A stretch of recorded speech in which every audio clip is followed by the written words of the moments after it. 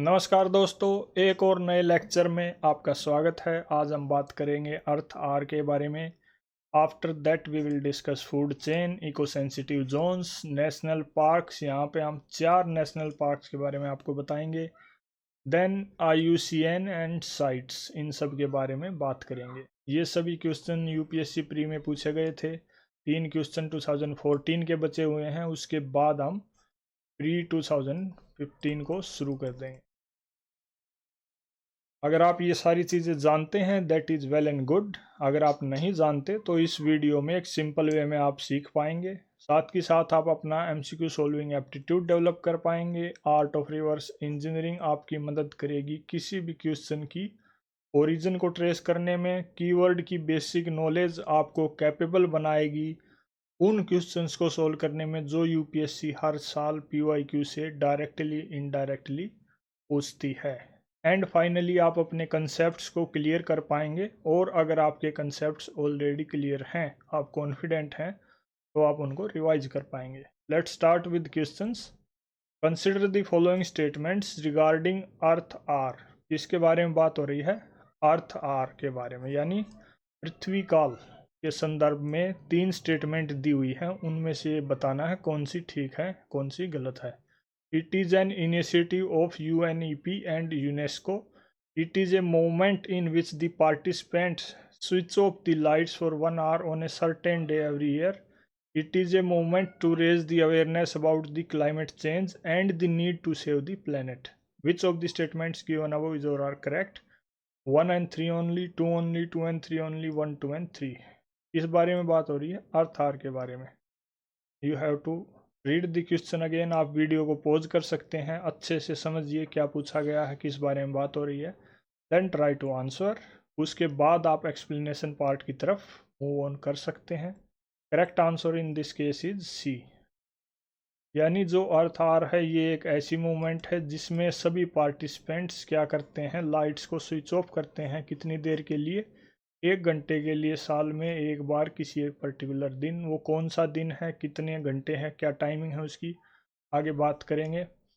Then third is it is a movement to raise the awareness about the climate change. That is true, planet को बचाने की बात कर रहे हैं ये। It is also correct. Then it is not an initiative of UNEP. UNEP is United Nations Environment Program and UNESCO। इनके बारे में लेकिन हम बात ज़रूर करेंगे। UNEP, यूनेस्को इंपॉर्टेंट पॉइंट्स हैं। अर्थ आर क्या है? ये एक ग्लोबल एनवायरनमेंट मूवमेंट है। क्यों? ताकि अवेयरनेस लाई जा सके किस चीज़ के बारे में, क्लाइमेट चेंज और एनर्जी कंजर्वेशन की ज़रूरत के बारे में। इसको किसने स्टार्ट किया? इसको world Wide Fund for nature ने स्टार्ट किया। कब? 2007 में। कहाँ पे? ऑस्ट्रेलिया, सिडनी एक सिटी है, वहाँ पे इसने स्टार्ट किया। ये एक एनुअल इवेंट है जिसमें क्या किया जाता है, जो भी पार्टिसिपेटिंग कंट्रीज हैं वो अपनी नॉन एसेंशियल लाइट्स को बंद कर देते हैं। कितनी देर के लिए? 1 घंटे के लिए। कब से कब तक? 8:30 से 9:30 इवनिंग में, हर मार्च के लास्ट संडे को, एवरी ईयर, ताकि वो प्लेनेट को बचाने के लिए अपना कमिटमेंट शो कर सके, एनर्जी को बचा सके। Then we need to talk about World Wide Fund for Nature. क्या है? WWF। इसको पहले वर्ल्ड वाइल्ड लाइफ फंड बोलते थे। ये एक इंटरनेशनल NGO है। कब सेटअप की गई? 1961 में। क्यों? ताकि जो प्लेनेट का नेचुरल इन्वायरमेंट है उसको डिग्रेडेशन से बचाया जा सके, और जो मानव जीवन है, ह्यूमन लाइव्स हैं, उसको नेचर के साथ उसकी हारमोनी, सामंजस्य, दोस्ती बनाई जा सके। ये एक रिपोर्ट पब्लिश करती है जिसको लिविंग प्लेनेट रिपोर्ट बोलते हैं। 2 साल में एक बार ये पब्लिश की जाती है। कब से ये पब्लिश की जा रही है? 1998 से। कुछ कैंपेन जो world Wide Fund for nature ने स्टार्ट कर रखे हैं, दीज आर अर्थ आर, जिसके बारे में हमने ऑलरेडी बात कर ली। एक और कैंपेन है, वो है डेट फॉर नेचर स्वैप। ये क्या है कि भाई कुछ फाइनेंशियल ट्रांजैक्शंस जिनमें एक पोर्शन डेवलपिंग नेशन के डेट का माफ़ कर दिया जाता है किसके बदले में, in exchange for local investment in environment conservation measures. यानी कोई डेवलपिंग कंट्री है, वो अगर ये इस बात पे एग्री हो जाए कि भाई वो एनवायरनमेंट को बचाने के लिए कुछ इन्वेस्टमेंट लोकल लेवल पे करेगी, तो उसके फाइनेंशियल ट्रांजैक्शन में कुछ उसका कर्ज की माफ़ी कर दी जाती है। ऐसा सिस्टम इस कैंपेन के अंडर में है। This is the logo of WWF। After that दो टर्म्स और दे रखे हैं keyword, UNEP and UNESCO. UNEP है यूनाइटेड नेशंस एनवायरनमेंट प्रोग्राम। ये एक प्रोग्राम है किसका, UN का। क्यों? ताकि एनवायरनमेंट से रिलेटेड जो भी इश्यू हैं उन पे कोऑपरेशन कोऑर्डिनेशन डेवलप किया जा सके UN सिस्टम के अंदर में। कब लॉन्च किया गया इसको? 1972 में, after UN conference on human environment. कहाँ पे इसका हेडक्वार्टर है? नायरोबी, जो केन्या में है। It aims to help the world meet 17 sustainable development goals also. इसका जो सेक्रेटरीट है वहाँ पे सेवरल एनवायरमेंटल एग्रीमेंट्स भी होस्ट होते हैं, ये उनको भी टेक केयर करता है। Convention on Biological Diversity CITES वगैरह। देन IPCC जो है उसको भी एस्टेब्लिश किया गया था 1988 में। UNEP और WMO ने मिलकर ये किया था। आफ्टर दैट यूनेस्को है, UN Educational Scientific and Cultural Organization. ये क्या है? ये एक स्पेशलाइज्ड एजेंसी है किसकी? UN की। क्या काम है इसका? वर्ल्ड पीस और सिक्योरिटी को प्रमोट करना। कैसे? बाय क्रिएटिंग और by generating international cooperation in education, arts, science and culture. कब सेटअप किया गया इसको? 1945 में। एंड इसका हेडक्वार्टर पेरिस में है, दैट इज़ इन फ्रांस। 192 इसके मेंबर्स हैं। 5 मेजर एरियाज में ये काम करते हैं: एजुकेशन, नेचुरल साइंस, सोशल या ह्यूमन साइंस, कल्चर, कम्युनिकेशन या information. This is the logo of UNESCO. Second question is which one of the following is the correct sequence of A food chain. यानी food chain का correct sequence पूछ रखा है। Food chain के बारे में already हमने बात कर चुके हैं पहले। In this case you have to select the correct sequence, यानी primary producer, primary consumers, secondary consumers, tertiary consumers, इस टाइप से एक सीक्वेंस की हमने बात की थी पहले एक लेक्चर में। So based on that correct answer is a, यानी diatoms are at lower level, then crustaceae are at second, and then herring are at third level. Food chain के बारे में ऑलरेडी बात हो चुकी है लेक्चर नंबर 2 क्वेश्चन नंबर 3 में। Prelims में क्वेश्चन पूछा गया है, link will be given in I button. आप ज़रूर जाके इसको देखिए, सीखिए कंसेप्ट क्या है। वहाँ से आप जान पाएंगे कि किस तरह से फूड चेन डिवाइडेड है अलग अलग ट्रॉपिक लेवल पे। देन डायटम्स जो है प्राइमरी प्रोड्यूसर्स हैं, एग्जांपल के तौर पे माइक्रोस्कोपिक एल्गे इस टाइप से दिखते हैं, मतलब जूम करके माइक्रोस्कोप में। Then crustaceans are primary consumers, aquatic ecosystem में है ये। श्रिम्प, क्रैब्स, लॉबस्टर्स इस कैटेगरी में आते हैं। After that there is herrings, ये भी प्राइमरी कंज्यूमर्स है लेकिन क्रस्टेशियन से थोड़े हायर लेवल पे हैं। These in this category small fish you can see. Third is with reference to eco sensitive zones which of the following statements is और are correct. यानी इको सेंसिटिव जोन्स, पारिस्थितिकी संवेदी क्षेत्रों के संदर्भ में कौन सी स्टेटमेंट ठीक है? Eco sensitive zones are the areas that are declared under Wild Life Protection Act 1972। यानी ये एरिया जो हैं वाइल्ड लाइफ प्रोटेक्शन एक्ट के अंडर में डिक्लेयर किए जाते हैं। सेकंड जो है, क्या पर्पज है? The purpose of the declaration of eco sensitive zone is to prohibit, इस चीज़ को prohibit all kind of human activities in this zone except agriculture. Select the correct answer using the code given below. 1 only, 2 only, both 1 and 2, neither 1 no. In this case correct answer is D, यानी दोनों ही statements गलत हैं। First statement भी गलत है क्योंकि इसको environment protection act 1976 के अंडर में डिक्लेयर किया जाता है और जो ये एरियाज़ हैं इनमें सभी टाइप की एक्टिविटीज़ प्रोहिबिट नहीं है। वो क्या है ये देखते हैं। इको सेंसिटिव जोन क्या है? इको सेंसिटिव जोन वो लैंड एरिया हैं जो नेशनल पार्क और वाइल्ड लाइफ सेंचुरी के चारों ओर हैं। ये एरियाज एनवायरनमेंट प्रोटेक्शन एक्ट 1976 के अंडर में डिक्लेयर किए जाते हैं। क्या ऑब्जेक्टिव है इन एरिया को डिक्लेयर करने का कि जो भी national park, wild life sanctuaries, ऐसे सेंसिटिव इकोसिस्टम्स हैं, उनको कोई भी ह्यूमन एक्टिविटी जो उनके चारों तरफ हो रही है उसके नेगेटिव इम्पैक्ट से बचाया जा सके। 3 टाइप में एक्टिविटीज़ को कैटेगराइज किया जाता है। कुछ एक्टिविटी प्रोहिबिट की जाती हैं कम्प्लीटली, जैसे commercial mills, saw mills, industries, tourism activities, hydro electric projects. कुछ एक्टिविटीज़ प्रोहिबिट नहीं की जाती लेकिन उनको रेगुलेट किया जाता है, जैसे ट्री काटना, दैन इलेक्ट्रिक केबल वगैरह इंस्टॉल करना, होटल रिजॉर्ट वगैरह, एग्रीकल्चर। कुछ एक्टिविटीज़ को परमिट किया जाता है, जैसे ऑर्गेनिक फार्मिंग है, रिन्यूएबल एनर्जी है, ग्रीन टेक्नोलॉजी से रिलेटेड कोई चीज़ है, रेन वाटर हार्वेस्टिंग है, ये सब चीज़ें परमिट की जाती है। आफ्टर दैट जो सेकंड चीज़ एक कीवर्ड क्वेश्चन में यूज़ हो रखा है, वाइल्ड लाइफ प्रोटेक्शन एक्ट। इसके बारे में भी जानना ज़रूरी है। It is an act of parliament जो 1972 में लाया गया था। क्यों? ताकि जो भी प्लांट, बर्ड और एनिमल स्पीसीज़ हैं उनको प्रोटेक्ट किया जा सके। इसको कई बार अमेंड किया जा चुका है। इसमें जो मेन की फीचर्स हैं, 6 शेड्यूल्स हैं।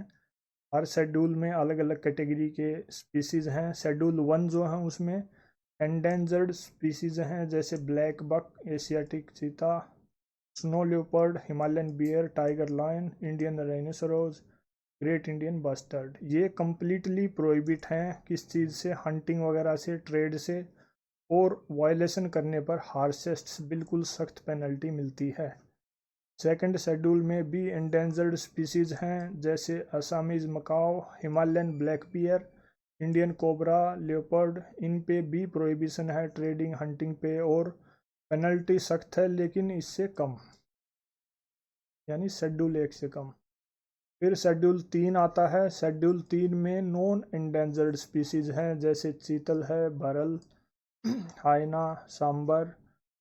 इनकी भी हंटिंग प्रोहिबिटेड है और पेनल्टी इन पे उतनी सख्त नहीं है जितनी शेड्यूल 1 और 2 में है। शेड्यूल 4 में क्या है? शेड्यूल 4 में भी नॉन एंडेंजर्ड स्पीसीज हैं, जैसे flamingo, hares, falcons, kingfishers, magpie, horseshoes, crabs. Then schedule 5 जिसमें कुछ वर्मिन हैं, जैसे common crows, fruit bats, rats, mice वगैरह। इनको मारना लीगल है, इनकी आप फ्रीली हंटिंग कर सकते हैं because they are considered threat. Then schedule 6 क्या है? शेड्यूल 6 में कुछ प्लांट्स की स्पीसीज इंक्लूडेड हैं जिनकी कल्टीवेशन के लिए आपको परमिशन की ज़रूरत पड़ेगी। ये वो लिस्ट है: blue vanda, red vanda, then slipper orchids, pitcher plant. इस एक्ट के अंडर में कुछ प्रोटेक्टेड एरियाज भी एस्टेब्लिश किए जाते हैं, जैसे wild life sanctuaries, national parks. कुछ बॉडीज भी सेटअप की गई हैं इसी एक्ट के अंडर में, जैसे national board for wild life, central zoo authority, national tiger conservation authority, wild life crime control bureau. ये एक्ट गवर्नमेंट को भी इनकरेज करता है किस चीज़ के लिए? ताकि कंजर्वेशन के प्रोग्राम्स ज़्यादा से ज़्यादा लॉन्च किए जाएं, जैसे प्रोजेक्ट टाइगर, प्रोजेक्ट एलिफेंट वगैरह। Next is which of the following national parks is unique in being a swamp with floating vegetation that supports A rich biodiversity. मतलब कौन सा नेशनल पार्क इनमें से ऐसा है जहाँ पे एक यूनिक फीचर है? कैसा यूनिक फीचर? कि वहाँ स्वैम्प है और फ्लोटिंग वेजिटेशन आपको देखने को मिलती। Bhitarkanika National Park, Keibul Lamjao national Park, Keoladeo Ghana National Park, Sultanpur national Park. Correct answer is B, यानी केइबुल लमजाओ नेशनल पार्क। सभी के बारे में बात करेंगे हम। भितरकनिका नेशनल पार्क कहाँ पे है? उड़ीसा में है। ये 145 किलोमीटर स्क्वायर के एरिया में है। आप देख सकते हैं ये बिल्कुल बे ऑफ बंगाल से टच होता है उड़ीसा में। It is given national park status in 1998, sorry it was given in 1998, और इसको रामसर साइट का स्टेटस दिया गया था 2002 में। It is surrounded by Bhitarkanika wild life sanctuary and ये बे ऑफ बंगाल से सेपरेट किया गया है किसके द्वारा? गाहिरमथा बीच एंड मरीन सेंचुरी के द्वारा। कुछ खास रिवर्स यहाँ हैं, ब्राह्मणी, बैतरणी, दामरा एंड पचसाला। फ्लोरा के केस में यहाँ इंडिया का सेकंड लार्जेस्ट मैनग्रूव इकोसिस्टम है। फोना के केस में यहाँ salt water crocodiles, Indian python, black ibis, wild boar, rhesus monkey, chital, darter, cobra, monitor lizard आपको देखने को मिलेंगी अगर आप यहाँ घूमने जाते हैं तो। Then Keibul Lamjao national park, ये मणिपुर में है। इसका एरिया 40 किलोमीटर स्क्वायर ही है। आप देख सकते हैं इस लोकेशन पे ये मणिपुर स्टेट है जहाँ पे केबुल लमजाओ नेशनल पार्क है। ये वाइल्ड लाइफ सेंचुरी डिक्लेयर की गई 1966 में। इसको नेशनल पार्क बनाया गया 1977 में। It is the only floating national park in the world. ये इसकी क्या है?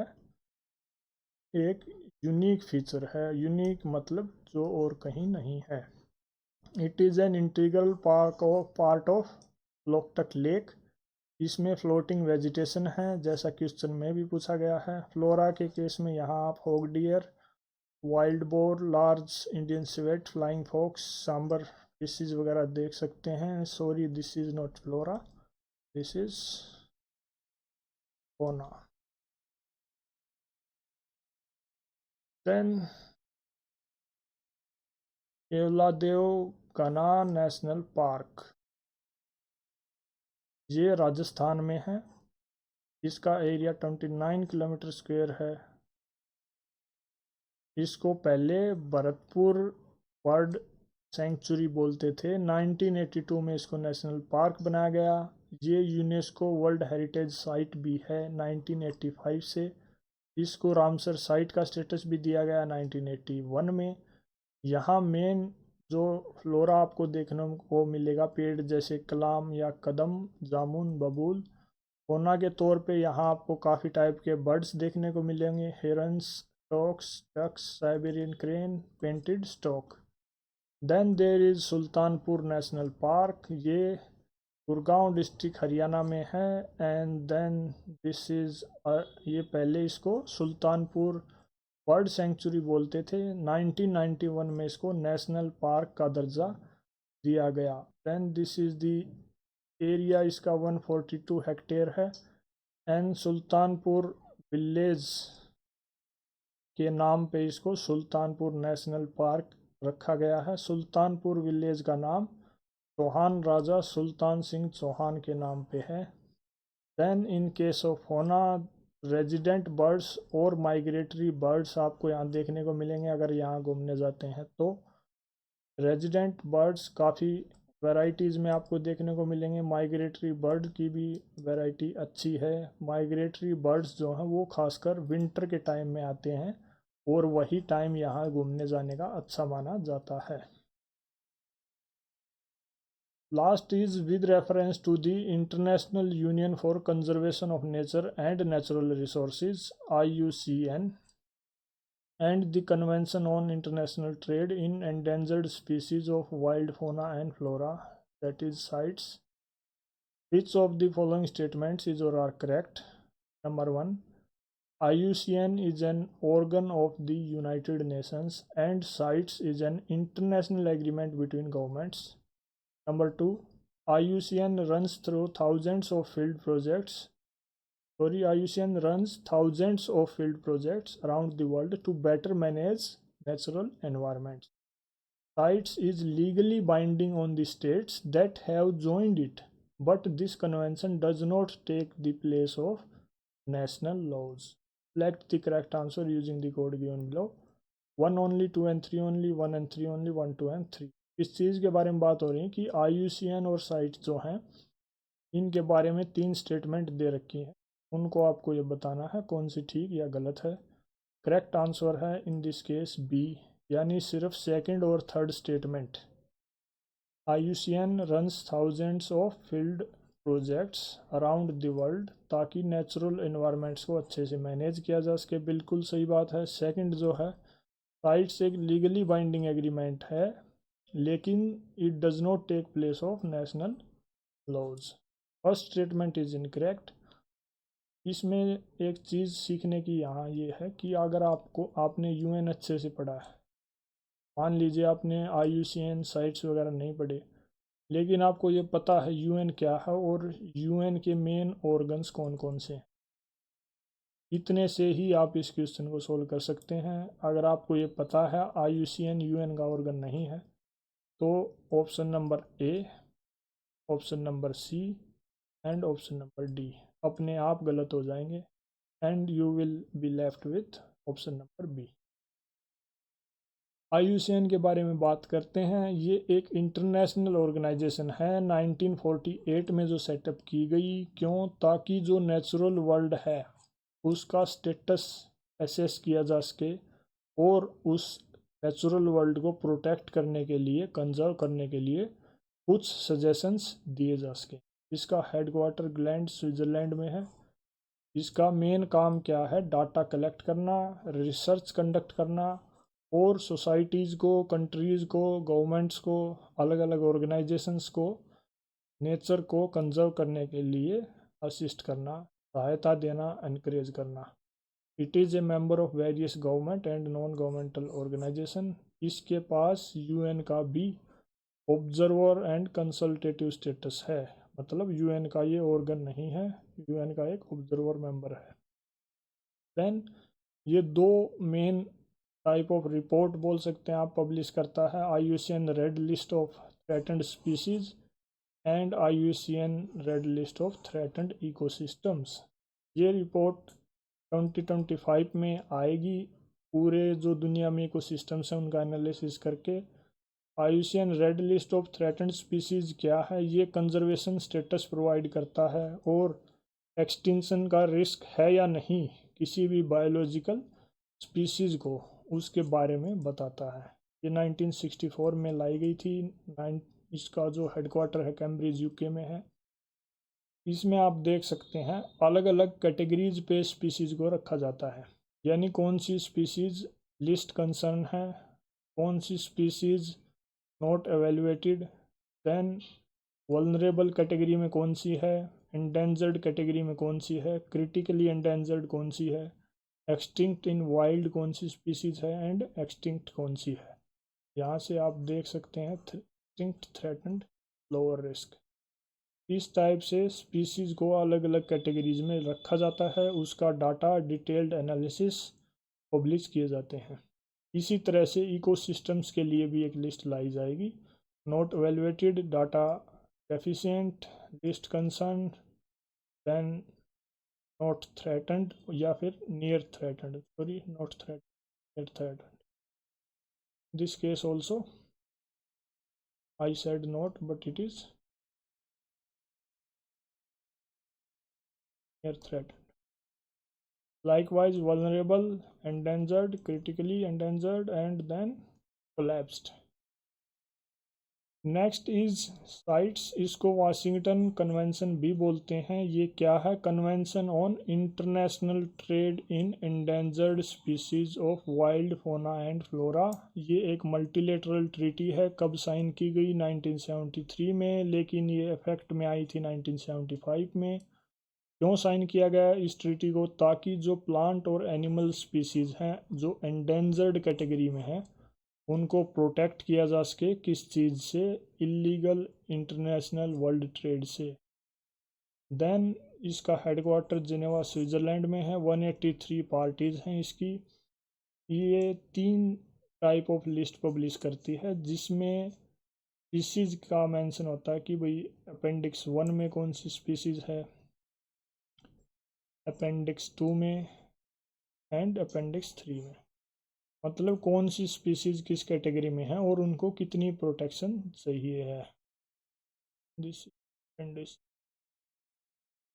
अपेंडिक्स 1 में वो स्पीसीज हैं जो बेहद ज़्यादा थ्रेटन्ड हैं और उनको सबसे ज़्यादा प्रोटेक्शन की ज़रूरत है। उनका ट्रेड बिल्कुल प्रोहिबिट कर दिया जाता है।